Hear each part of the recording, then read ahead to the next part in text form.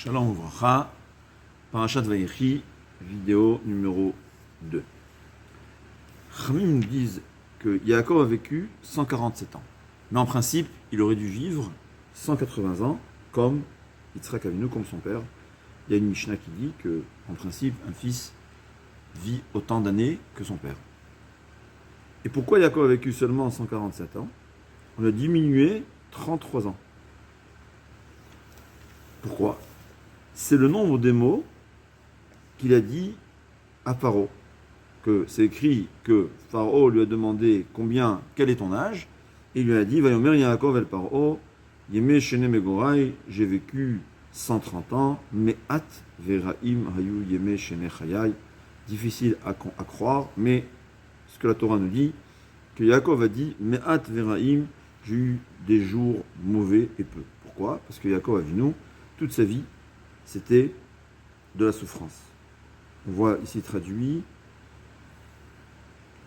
peu nombreux et mauvais étaient les jours des années de ma vie.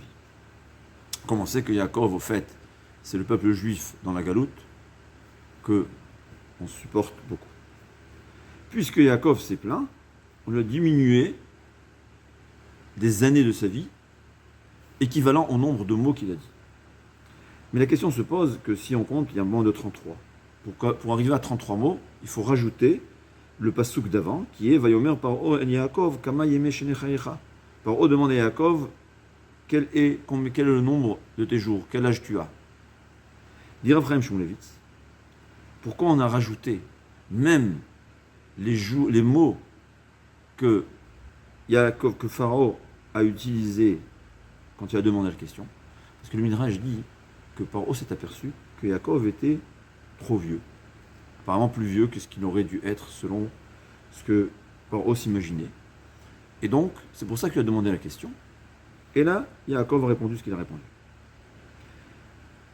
Dit Rav Chaim Shmulevitz, on voit qu'on reproche à Yaakov pas seulement la réponse, mais on reproche le fait même qu'il a ressenti ce qu'il a ressenti.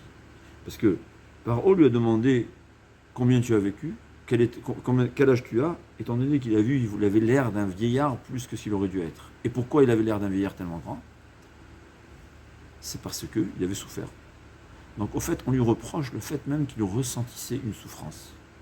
Cette souffrance qu'il a ressentie l'a fait accélérer sa vieillesse, au point où Pharaon lui a demandé la question, et c'est pour cela qu'il a été puni, on l'a diminué 1 an. C'est intéressant. Il faut savoir qu'on voit que Ruth Hamoavia, elle a dit « Mes jours sont mar ». Mar, c'est amer. Ra, c'est mauvais. On reproche à quelqu'un quand il dit que ses jours sont mauvais. On peut être amer. Quelqu'un qui a besoin de prendre un médicament pour guérir, le médicament peut être amer. Il a le droit de se plaindre que le médicament est amer. Mais il n'est pas mal, c'est pas mauvais, parce que c'est ce qui va lui sauver la vie.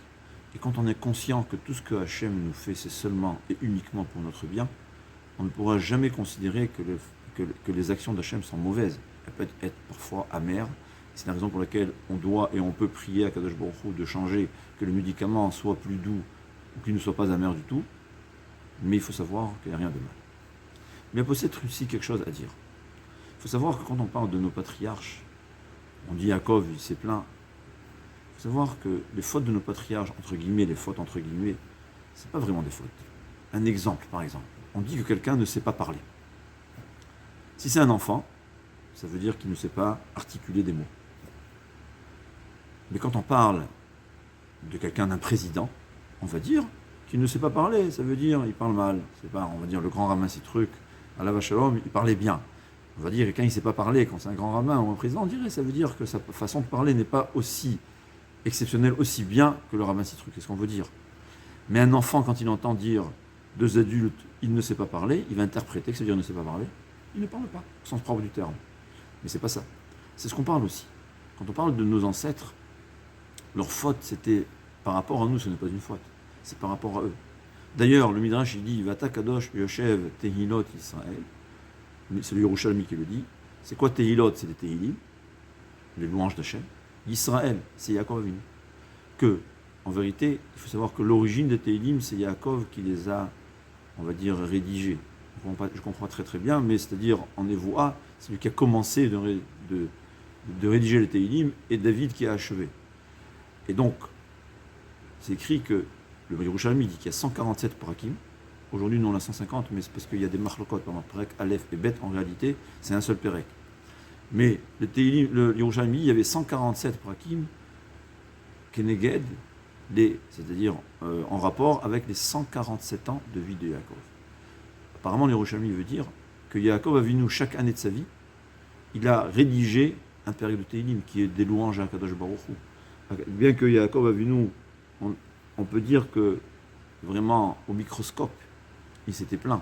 Mais il faut savoir que Yaakov Avinu, en principe, en réalité, donc, quand on voyait quelqu'un qui était plein de louanges à Kadosh Baruch Hu, qui connaissait la bonté d'Akadosh Baruch Hu, et c'est sûr qu'il comprenait que Akadosh Baruch Hu, tout ce qu'il fait, c'est seulement et uniquement pour le bien.